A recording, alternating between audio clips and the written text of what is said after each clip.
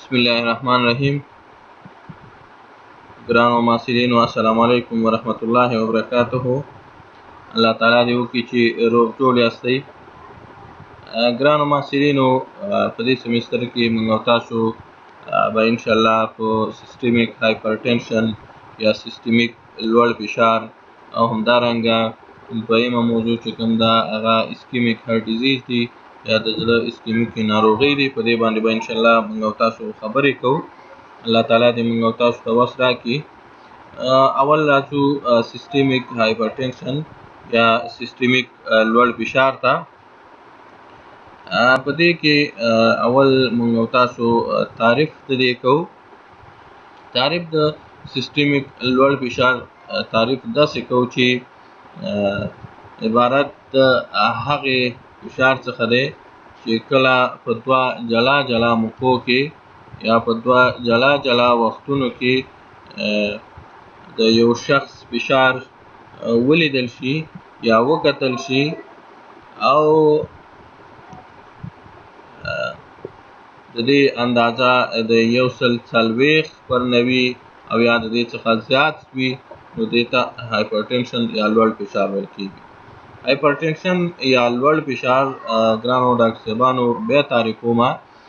داسې تعریفو چې کله د یو شخص فشار کم از کم په دوه جلا جلا موقعو یا وختونو کې ولیدل شي، وکتل شي او د دې د فشار اندازه د 140 پر 90 ملي متر د ستوني سیماب او یا زیات وي، نو د سیستمیک هایپرټنشن یا د سیستمیک لوړ فشار او یا د په ساده ډول د هایپرټنشن په نوم یادېږي. د سیستمیک هایپرټنشن کلاسیفیکیشن یا طبقه بندي چې کوم ده هغه په مختلفو ډولونو سره شوې ده.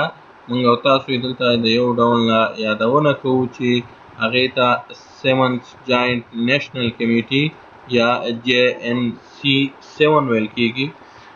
د دې له نظره موږ او تاسو د کلاسیفیکیشن د هایپرټنشن کوو. د دې له نظره هایپرټنشن چې کوم دی هغه په دې ډول سره صورت نیولی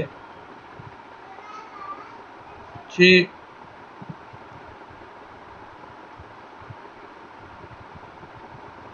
په دې جدول کې تاسو ګورئ کیټګري ده سیسټالیک بلډ پریشر په ملي متر د ستوني سیماب او ډیاسټالیک پریشر. سیسټالیک بلډ پریشر ته موږ او تاسو ګرانو ډاکټر صاحبانو اوچت فشار وایو او ډیاسټالیک فشار ته موږ او تاسو بیا ټیټ فشار وایو. یعنې په ساده ډول موږ تاسو وایو چې د دې لوړ فشار دومره دی او ټیټ فشار یې دومره دی. راځو اوس دغه هر یوې طبقه بندي برخه باندې خبرې کوو. اپټیمل یا ښه مناسب بی پي یا بلډ پریشر یا د وینې فشار چې کوم دی هغه د 100 سیسټالیک څخه کم او د 80 ډیاسټالیک څخه کم دی. نارمل فشار سیسټالیک د 130 څخه کم او ډیاسټالیک د 15 څخه کم. پری هایپرټنشن چې کوم دی، پری هایپرټنشن ګرانو ډاکټر صاحبانو بیا هغه حالت ته ویل کېږي چې کله لوړ فشار چې کوم دی، البته سیسټالیک فشار چې کوم دی، سیسټالیک بلډ پریشر سیسټولیک بلډ پریشر 130 نه تر 129 پورې وي او ډیاسټالیک بلډ پریشر چې کوم دی هغه د 15 نه تر 9 پورې وي. هایپرټنشن ته راځو. هایپرټنشن چې کوم دی دا بیا اوس نو په 3 سټیجونو باندې ویشل کېږي، البته سټیج 1 سټیج 2 او سټیج 3. یا سټیج 1 ته میلډ هایپرټنشن ویل کېږي، سټیج 2 ته ماډریټ یا متوسط او سټیج 3 ته بیا سیویر یا شدید هایپرټنشن ویل کېږي. اول راځو سټیج 1 هایپرټنشن یا میلډ هایپرټنشن یا خفیف هایپرټنشن پیژنو چې څه ته ویل کېږي. سټیج 1 کې هغه خلک شاملیږي چې د دوی سیسټالیک بلډ پریشر یا سیسټولیک د وینې فشار د 140 نه واخله تر 159 پورې وي او ډیاسټالیک کې د 90 نه تر 99 پورې وي. سټیج 2 کې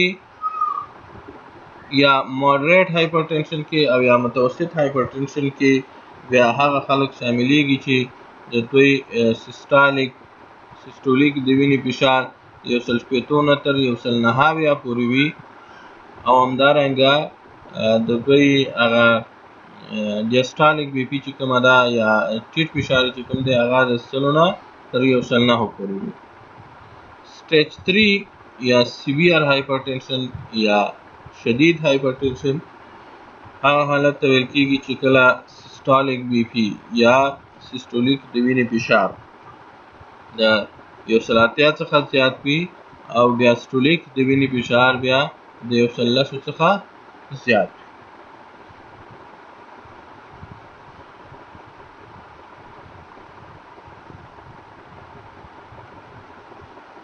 دا په لاندې ډول سره د هایپرټنشن کلاسیفیکیشن البته بیا یادونه کوم چې دا د JNC 7 په نوم چې کوم کلاسیفیکیشن دی هغه د هایپرټنشن مختلف کلاسیفیکیشن شوي دي، مختلف طبقه بندیانې شوي دي. نو په لاندې ډول هم د دې یو نه یادونه وکړو. راځو ایټیالوجي اف هایپرټنشن ته یا د هایپرټنشن اسباب ته. هایپرټنشن د اسبابو له نظره په دوه ډولونو باندې ویشل شوی دی. یو پرایمري یا اسنشیل هایپرټنشن دی او دویم سیکنډري هایپرټنشن یا ثانوي هایپرټنشن. پرایمري یا اسنشیل هایپرټنشن یا ابتدایي هایپرټنشن کم هایپرټنشن ته ویل کېږي. ګرانو ډاکټر صاحبانو تقریبا په 95% پیښو کې د هایپرټنشن سبب معلوم نه وي چې د هایپرټنشن یا HTN دې ډول ته پرایمري یا اسنشیل هایپرټنشن ویل کېږي. اسنشیل هایپرټنشن واقعات بیا د 25 او 55 کلونو ترمنځ زیات یعنی اسنشیل هایپرټنشن د 25 او 55 کلونو ترمنځ واقع کېږي، البته زیات واقع کېږي. سیکنډري هایپرټنشن یا ثانوي هایپرټنشن پیژنو. په 15% پیښو کې د هایپرټنشن یا HTN سبب معلوم وي چې ورته سیکنډري هایپرټنشن ویل کېږي. د دې ډول هایپرټنشن عمومي اسباب بیا په لاندې ډول دي. مثلا رینل فیلر یا د پښتورګو عدم کفایه، رینل آرټري سټینوسس د پښتورګو د شریان تنګوالی او کارکوټیشن اف اورټا د ابهر د شریان غیر نورمال تنګوالی. د اسبابو له نظره هایپرټنشن په دوه ډوله شو، یو پرایمري یا اسنشیل هایپرټنشن او دویم سیکنډري هایپرټنشن. پرایمري هغه دی چې په 95% پیښو کې سبب معلوم نه وي او سیکنډري بیا هغه دی چې 5% واقعات پکې رامنځته کېږي او سبب یې معلوم وي. Precipitating factors of essential hypertension. د ابتدایي یا پرایمري یا اسنشیل هایپرټنشن تشدیدونکي فکټورونه. په دې کې اول جینیټیک فیکټرز یعنی جینیټیکي فکټورونه. جینیټیکي فکټورونه مطلب دا دی چې هغه ماشومان چې د هغوی پیرنټس یا والدین مور او پلار لوړ فشار لري، نو د دوی ماشومان یا بچي چې کوم دي دا هم لوړ فشار ته ښه مساعد دي، ښه زمینه ورته برابره ده، مناسب دي. یعنې که چېرته موږ او تاسو دوه داسې اشخاص وګورو چې د یو مور او پلار د فشار لرونکي دي او یعنی فشار یې لوړېږي، تاریخچه لري او د بل نه لوړېږي، نو هغه شخص چې د هغې مور و پلار کې فشار لوړېږي دې کې به دې ته دا یو تشدیدونکی فکټور دی، زمینه برابرونکی فکټر دی چې یعنی د دې اشخاصو یا د دې والدینو ماشومان د چې کوم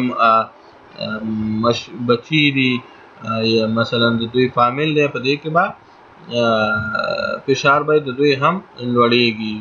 یعنی په فشار کې په لنډ ډول داسې وایو چې جینیټیکي فکټورونه یا ارثي فکټورونه پکې رول لري. بل چې کوم دی هغه اوبیسیټي ده یا چاغوالی دی، همدارنګه لیک اف ایکسرسایز د تمرین کموالی دی، دا د دې هغه نور فکټورونه دي. هیوي الکول انټیک دی، د زیاتو الکول اخیستل دي، همدارنګه ایکسیسیو سالټ انټیک د زیاتې مالګې استعمال، سیګریټ سموکینګ، همدارنګه پولیسایتیمیا، همدارنګه انسیډز دواګانې چې انسیډ دواګانې تقریبا بیا 5 ملي میټر اندازه فشار لوړوي. د دې نه علاوه لو پوټاشیم انټیک دی، په کم اندازه د پوټاشیم اخیستل دي، او سمپاتیټیک اوور اکټیویټي ده، د سمپاتیک اعصابو زیات فعالیت دی، زیات تنبیه کېدل دي. یعنی کله چې سمپاتیک اعصاب زیات تنبیه شي په نتیجه کې وازو کنسټرکشن رامنځته کېږي، رګونه تنګېږي، او چې کله رګونه تنګ شو د رګونو د تنګوالي له وجې یو خو دا کېږي چې زړه ته د وریدي وینې راتلل زیاتېږي، هارټ ریټ زیاتېږي، سټروک والیوم زیاتېږي، او په ټوله کې کارډیاک آوټپوټ زیاتېږي، قلبي دهانه زیاتېږي. د بلې خوا نه پریفرل واسکولر ریزسټانس رامنځته کېږي، نو د دې دواړو په نتیجه کې فشار چې کومه دی هغه بیا لوړېږي. سیکنډري هایپرټنشن ته راځو یا ثانوي هایپرټنشن ته. د سیکنډري هایپرټنشن اسباب بیا څه شی دي؟ د سیکنډري هایپرټنشن یا د ثانوي هایپرټنشن اسباب بیا په لاندې ډول دي. اول راځو رینل ډیزیز ته یا د پښتورګو ډیزیز. د پښتورګو ناروغي، د پښتورګو په ناروغیو کې مثلا رینل واسکولر ډیزیز، د پښتورګو د رګونو ناروغي، همدارنګه پارنشایمل رینل ډیزیز، د پښتورګو پارنشیمي ناروغي خصوصا ګلومیرولو نیفرایټس، همدارنګه پولیسیسټیک کډنی دا یې بله ناروغي ده. انډوکراین ډیزیز یا انډوکرایني ناروغیو کې مثلا فیوکروموسایټوما، همدارنګه کوشنګ سینډروم، هایپر پاراتایروډیزم، اکرومیګالي، پرایمري هایپوتایروډیزم، تایروټاکسیکوسس، او همدارنګه پرایمري هایپر الډوسترینوزم یا کانس سینډروم. دا هغه څه دي محترمو ډاکټرانو چې د سیکنډري هایپرټنشن یا د ثانوي لوړ فشار سبب کېږي. البته دا ټول څه شی دي؟ دا ټول د انډوکرایني اسباب دي. ځینې دواګانې هم د سبب کېږي، لکه مثلا د خولې له لارې د کنټراسپټیو چې کوم دي هغه چې استروجن پکې موجود وي، انابالیک سټیرایډز دي، کوټیکوسټیرایډز دي، او مخکې مې یادونه وکړه چې انسیډز دي، نان سټیرایډل انټي انفلیمیټري ډرګز، او د دې نه علاوه سمپاتو میمیټیک ایجنټس. د متفرقه یا نور حالات مثلا الکول، کارکوټیشن اف اورټا، همدارنګه پریګنینسي یعنی پریکلمسي حالاتونو کې هم فشار لوړېږي.